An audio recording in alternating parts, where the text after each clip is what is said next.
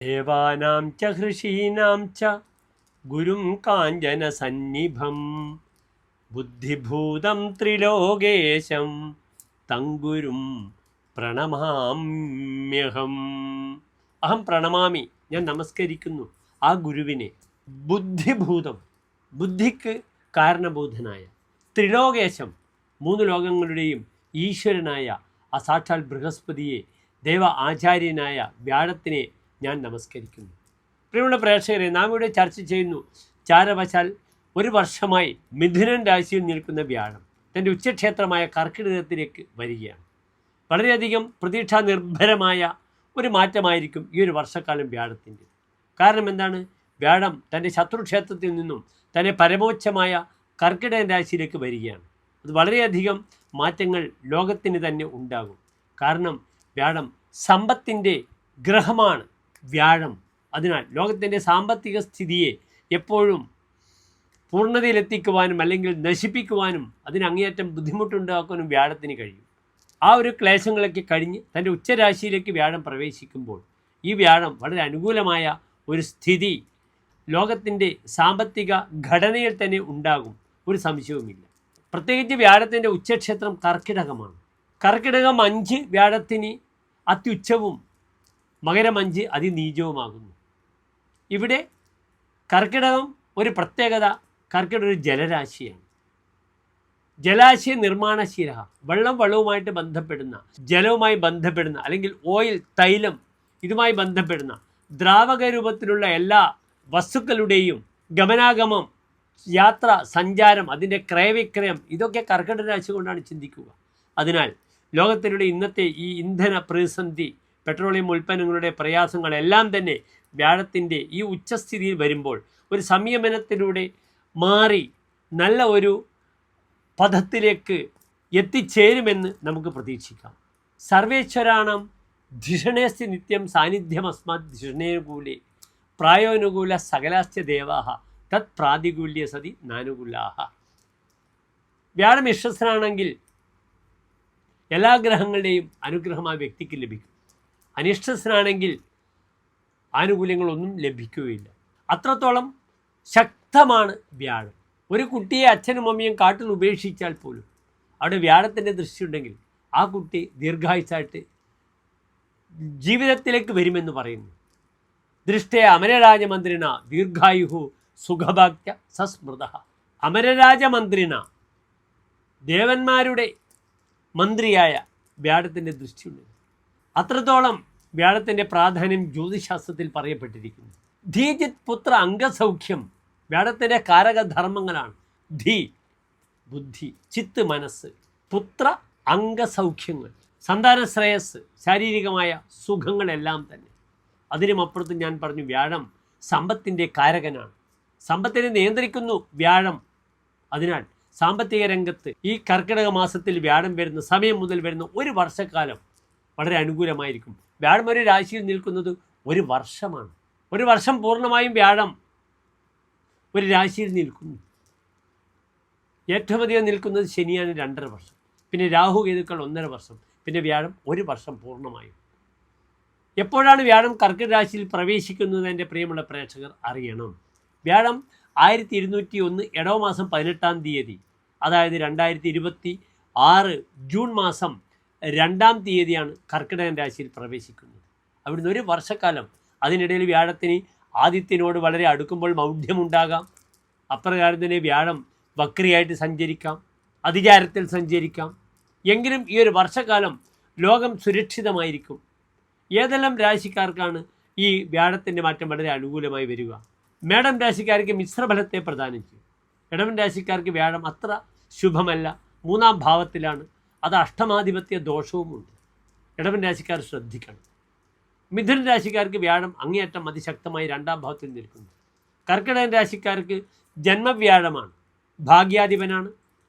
സമ്മിശ്ര ഫലം ഉണ്ടാകാം. പലപ്പോഴും ജന്മവ്യാഴം അത്ര ഗുണമല്ല.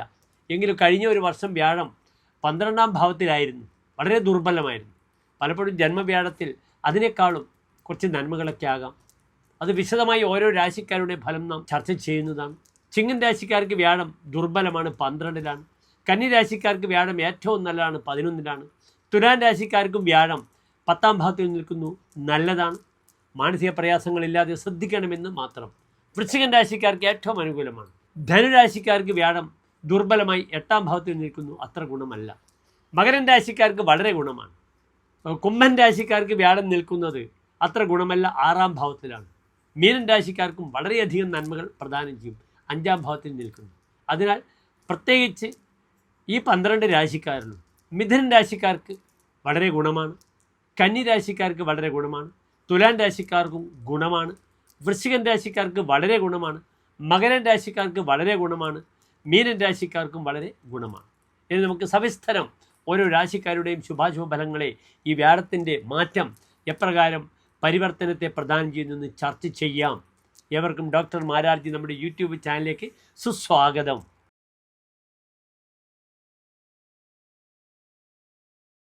മീനൻ രാശിക്കാർക്ക് ഈ ഒരു വർഷം വളരെയധികം പ്രയോജനകരമായ വർഷമായിരിക്കും.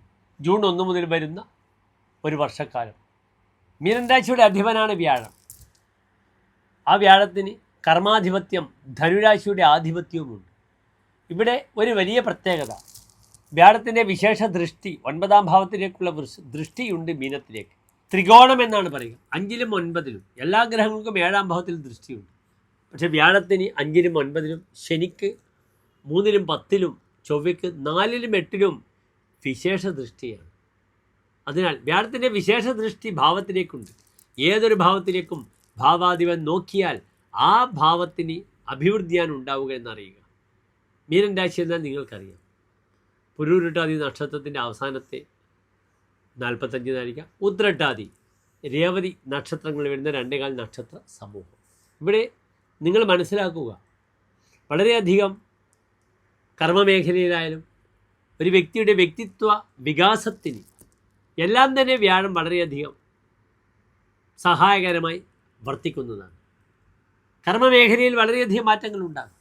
പഠന വിഷയത്തിലാകാം, സന്താന വിഷയത്തിലാകാം, ഏത് വിഷയത്തിലായാലും, ബൗദ്ധികമായ വിഷയത്തിൽ പഠിക്കേണ്ടവർക്ക് ഏറ്റവും അനുകൂലമായ സമയം. പഠിച്ച് മിടുക്കരായി PhD നേടാം, അല്ലെങ്കിൽ ഡോക്ടറാകാം, എഞ്ചിനീയറാകാം, അല്ലെങ്കിൽ ഏത് പരീക്ഷ, PSC പരീക്ഷ എഴുതുന്ന വിദ്യാർത്ഥികൾക്ക് PSC പരീക്ഷയിലൂടെ ജയിക്കാം. വളരെയധികം 5ലെ വ്യാഴം സംഭാവന ചെയ്യും. വിലാസേ മതിർ ബുദ്ധികേ ദേവബുജ്ജേ ഭവേ ജൽപക കൽപകോ ലേഖകോവ. വിലാസേ മതിഹി, ബുദ്ധിയുടെ വിലാസം പ്രകടിപ്പിക്കും. 5ാം ഭാവത്തിൽ വ്യാഴം വരും. ഭവേ ജൽപക കൽപക ലേഖക, എഴുതുന്നു, ജൽപ്പിക്കുന്നു, കൽപ്പിക്കുന്നു. സുതേ വിദ്യമാനെ വയോന്തേ വിഭൂതി.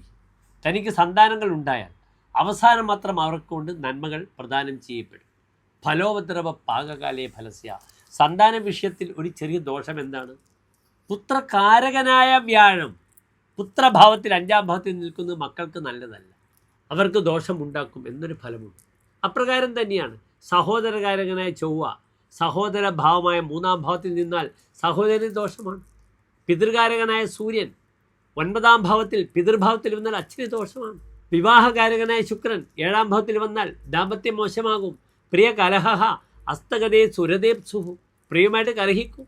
അതിനാൽ ഈ വ്യാഴം എല്ലാം നന്മകൾ പ്രദാനം ചെയ്യട്ടെ.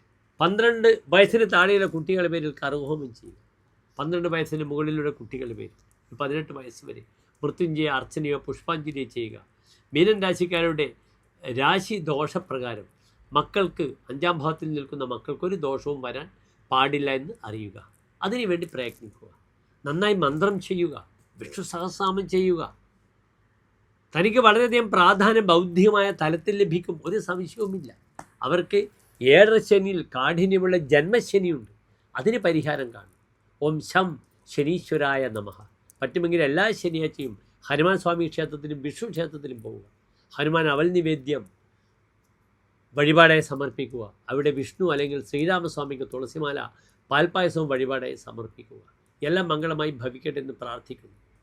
കാലയവർഷത് പർജന്യ പൃഥിവി സസ്യശാലിനി. മേഘങ്ങൾ യഥാസമയം വർഷിക്കട്ടെ, ഭൂമി സസ്യശ്യാമളമാകട്ടെ. ഇതാ ജൂൺ മാസം ആരംഭിച്ചു, നമ്മുടെ മഴക്കാലം തുടങ്ങാനായി അല്ലേ? ഈ ഇടവ മാസത്തിൽ എൻ്റെ പ്രിയപ്പെട്ട പ്രേക്ഷകരൊക്കെ വൈശാഖ മഹോത്സവത്തിന് കൊട്ടിയിൽ എത്തിച്ചേരുക നല്ലൊരു അനുഭവമാണ്. കഴിഞ്ഞ വർഷം 75 ലക്ഷം ഭക്തർ വന്നിരുന്നു. ഇപ്രാവശ്യം അതിലും കൂടും. കാരണം ആന്ധ്രക്കാരും കർണാടകക്കാരും ഒക്കെ അറിഞ്ഞു കഴിഞ്ഞു നമ്മുടെ കൊട്ടിയൂരിനെ പറ്റി. ഇനി തമിഴ്നാട്ടുകാർ കൂടി അറിഞ്ഞാൽ നമ്മുടെ കൊട്ടിയൂർ പ്രളയം വരും, ജനപ്രളയം. നന്ദി, നമസ്തേ.